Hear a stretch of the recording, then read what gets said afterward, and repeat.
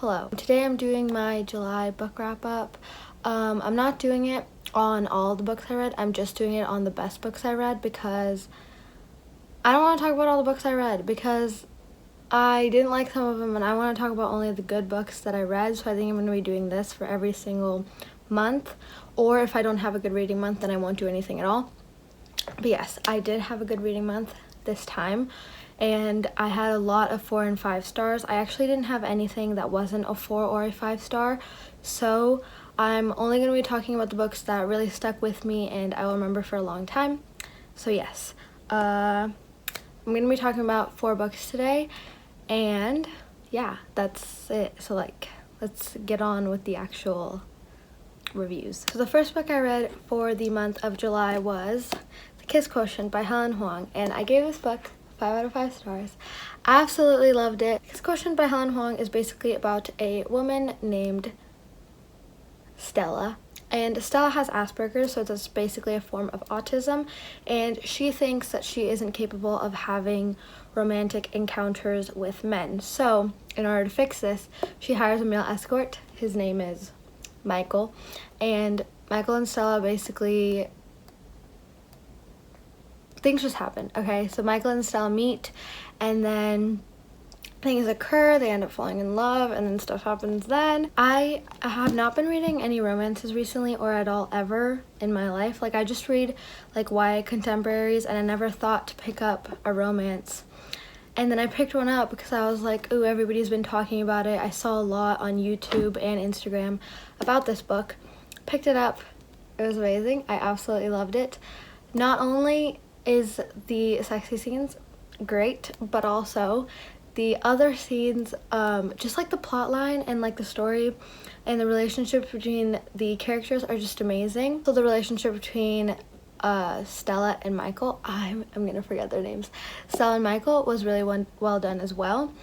I was constantly rooting for Stella. I love Stella as a character, and Michael was just funny, and I was laughing out loud at some points because I just found the fact that like he was a terrible, terrible male escort to be so funny. And it was just like he basically like not fell in love. It wasn't like a love at first sight thing, but he kind of fell in love with Stella at the very beginning, and it was just like, I don't know, it just kind of happened in an instant, and it was like, oh, so like you can't even do your job correctly type thing.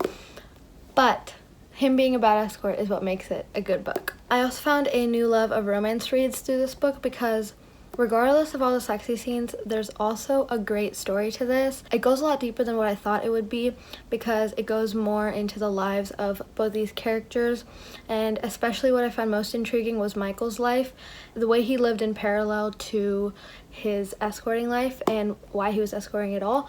So I hope I didn't give anything away, but like, yeah, I just really loved all the character relationships, the family relationships, because there were some. Very interesting. I would say this is a unique story because I haven't read many romance reads at all, and this was the first one where I saw any autism rep of the ones I have read. So for me it was a very unique read, so that's why I loved it so much. But if it's not a unique read, I'm sorry, I just don't know because I haven't read many romance reads. But I definitely will be picking up more in the future. Also, I picked up The Bride Test by Helen Hoang, the second book. It's not like a series, it's just like a companion novel that like talks about, I just hit my face, a companion novel that talks about one of the other characters from the Kiss Quotient. But I'm excited to read it because I just like Helen Hoang's writing and I just like whatever she's doing, and it's great, so I'm gonna read it and it's gonna be amazing. And I also picked this up again from the library, like I returned it and then I picked it up again because I wanted to reread it before I read The Bride Test, even though I literally read this a month ago.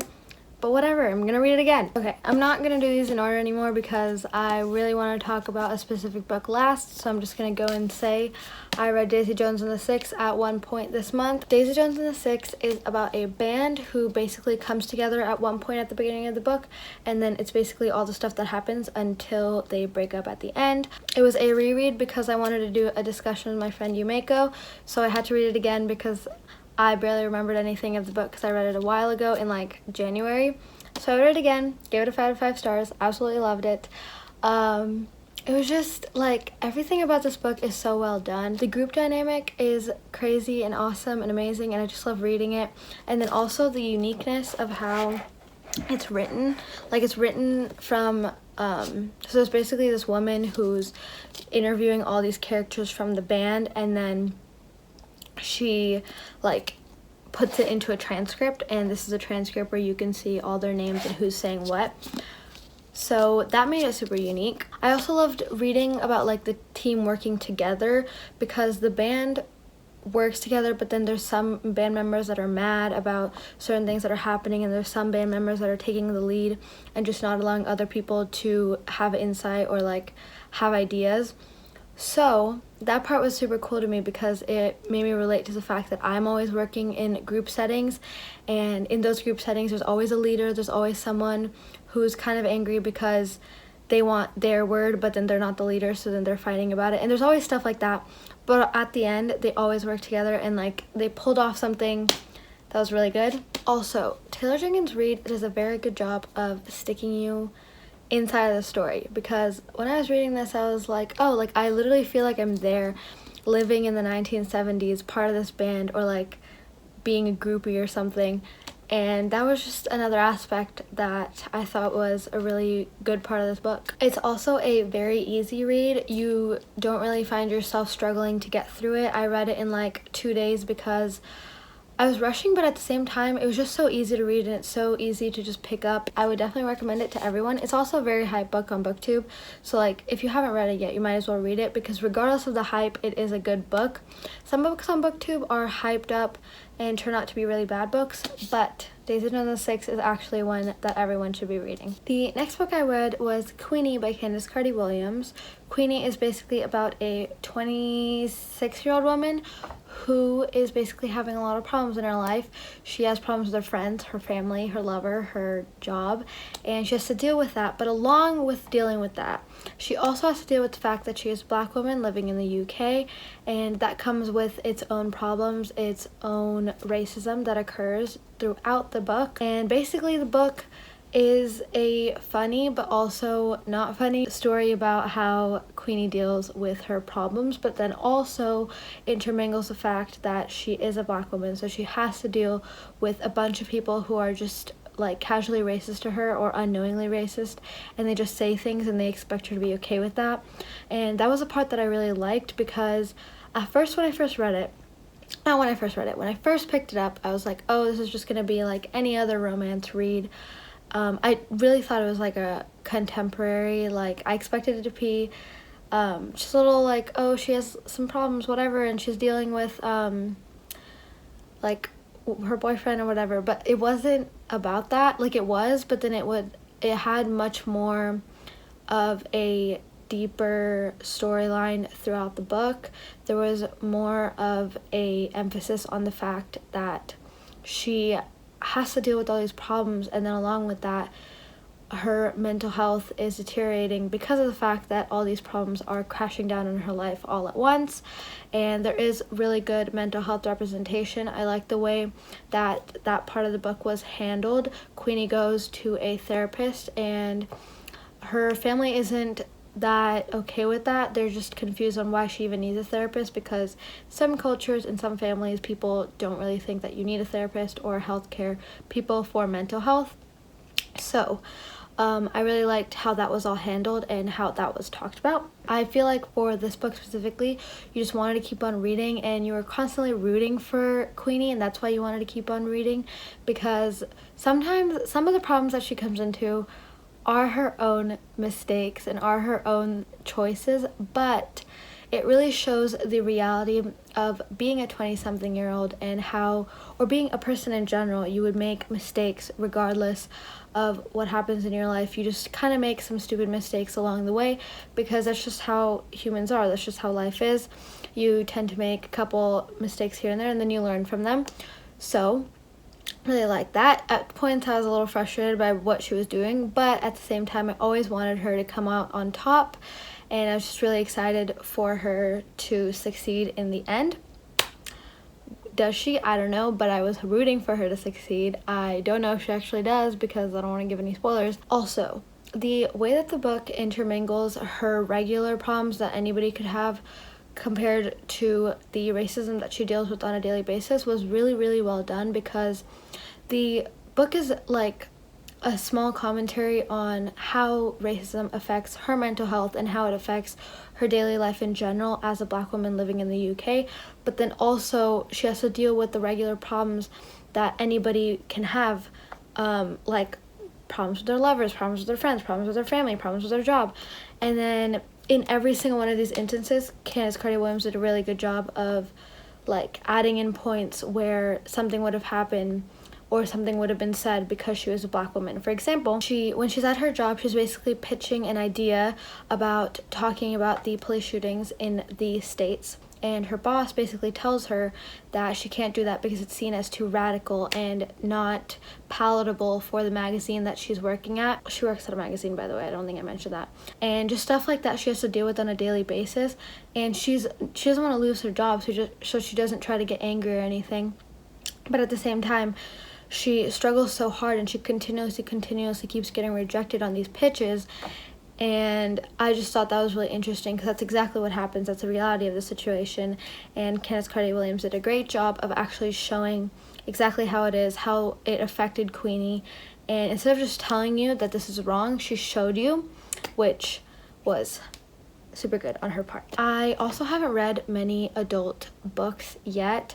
I'm really getting into it recently, so this was one of my first, and I'm really excited to read more. And I think reading this really made me fall in love with Candy Carty-Williams writing, and also just the adult genre in general. So I hope to read more books that have the same preface and just in general just good books that are adult books, and I hope to pick more because this is a good place to start. The last book I'm going to be talking about is Frankly in Love by David Yoon, and this book has been added to my list of best books of all time because I related to it on a crazy level. I absolutely loved it. Everything about it was amazing. Okay, the story is about Frank Lee, a Korean American boy who is not allowed to date any white people or anybody who's not Korean. So when a time comes when he starts having a white girlfriend, he decides that he's going to do a little fake dating scheme with this girl from his family friends that his parents actually want him to be dating. So him and the family friend, I forgot her name, I think her name is June, I don't know, but Frankly and this other girl are fake dating while Frankly and Bridget are actually real dating, and a bunch of chaos happens. Throughout all that, it's a story about how Frankly is dealing with the fact that he is Korean and American, and how he's realizing that he's not just one or the other, he's both, and he gets to be both and gets to not know 100% of each culture but also know a lot about each culture as well, which I really loved because I related to that so much, because as I am an Indian and an American, it's interesting to be like, obviously you know a lot about both cultures but you don't know everything, and he realizes, frankly, that like it's okay that you don't have to know everything, and you shouldn't be expected to know everything about both cultures. The importance is that it's recognized that you are both and not just one. There's a lot of family relationships in this that are so well done. They're just like, everything about this book is so well built. Like the relationships between everyone is so well crafted, especially the relationship between Frankly and his dad. I just thought that was so interesting and so well written in a YA novel, because I don't know, I feel like in YA novels there's a lot of like speeding up what's happening in order to get to like the happy parts and the like, oh, like you might be struggling with this, but look, things went well for this. But then in this one, it actually talks more about what happens that isn't all good. Also parts wherever Frankly and his family are having conversations about race and culture, and just the way that these conversations relate to conversations I have with my family was super relatable and super interesting to read, because I was laughing out loud at how much I related to all the stuff that was being said. Everything about this book was just amazing, and I don't know if I'm putting it into words how amazing it was, but it was just amazing, and take my word for it, and I feel like everyone should read it. Especially, this book is recommended for people who are part of 2 different cultures and don't know exactly how to deal with that, because sometimes people comment and people are like, oh, like, you're not Korean enough, you're not, like, American enough, like, stuff like that is just what this book touches on, and it's just such a good way to touch on these subjects without giving you a list of facts. Instead, it gives you a story through a little fake dating thing. That's not even, like, the main part of the book. The main part of the book is just about Frank Lee. Just read it. It gives you a really good insight on everything about being part of 2 different cultures, and then also just a good book in general. And I definitely will be reading more from David Yoon, as I will be from all these authors. Alright, so that is all of my books for the month of July. I definitely read more than this. I read about 9, 10-ish books, but these were the most favorite, best, amazingest, well-written books of July that I read. So I'm super excited to continue reading amazing books and making these wrap-ups, because I just like talking about good books that I love and trying to share my feelings of them and how they affected me. And yeah, that's pretty much it.